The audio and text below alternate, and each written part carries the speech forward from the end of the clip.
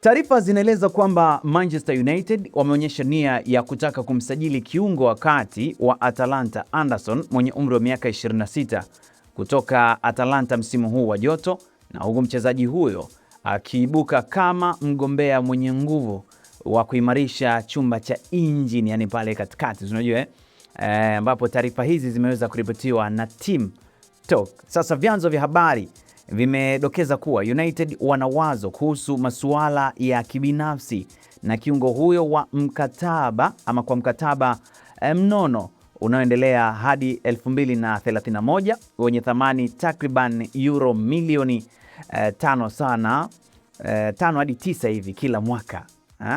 Sawa, lakini kifurushi hiki ambacho ni sawa ama pesa hizi ambazo ni sawa na takriban paundi 100,000 kwa wiki kulingana na bonus kimemshawishi Anderson kusema ndio kwa Mia Old Trafford ikiwa harakati rasmi zitafanywa. Sasa the Reds Devil wanaona mchezaji wa kimwili ama wamemwona kama ni mchezaji wa kimwili mshindi wa mpira namba 6 kama uimarishaji bora au uwezekano wa kuchukua nafasi ya Casemiro. Kuna taarifa zile ambazo zilikuwa zinaeleza kwamba Casemiro muda wote ataweza kuondoka. Hata Gunha aliweza kumshawishi sana Casemiro baki Brazil mwenzake, lakini taarifa zinaeleza kwamba Anderson anakuja kuchukua ile namba 6 pale. Ndio, sasa nishati ya Anderson ama nguvu ya Anderson na chuma chake cha ulinzi kinaweza kumsaidia Kobbie Mainoo ipasavyo kushughulikia masuala ya muda mrefu juu ya kina na udhibiti wa safu ya kati. Walakini vyanzo vimeweka wazi kuwa Anderson ni moja tu ya wachaguzi kadhaa ambazo United inaweza kuangalia kwa jicho la tatu. Atalanta wanadaiwa kumthamini nyota wao karibu euro milioni 45 38 53 hivi, ingawa ada ya mwisho inaweza kupanda hadi euro milioni 60 na nyongeza zaidi. Sasa United iliyochochewa na uhamisho wao mzuri ama uhusiano wao mzuri na klabu ya Bergamo ambayo hapo awali iliweza kuwasajili Rasmus na Amad Diallo kutoka kwao huko, na wanafahamu kifurushi ambacho ama kiasi ambacho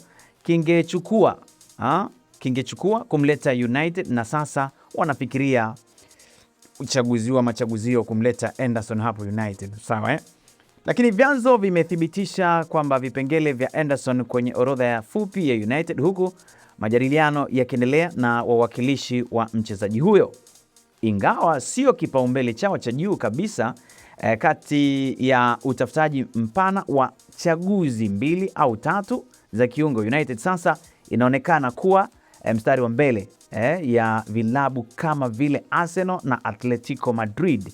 Atletico hapo awali, taarifa zinaeleza kwamba walifikia makubaliano kimsingi juu ya masharti ya kibinafsi na Anderson, lakini kama moja kati ya wachambuzi wakubwa wameweza kusema kwamba sio kweli, kwamba awali upande wa La Liga sasa wameelekeza mawazo yao kwa kumsajili Joao Gomez, na sasa wameachana na Anderson.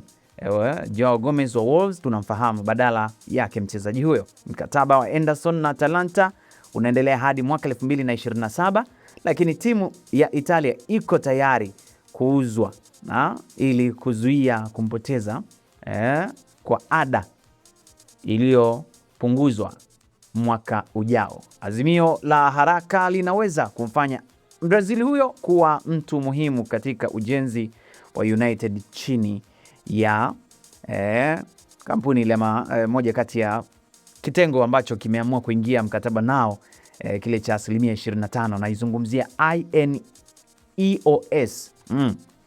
Inahusiana sana na mambo ya usajili.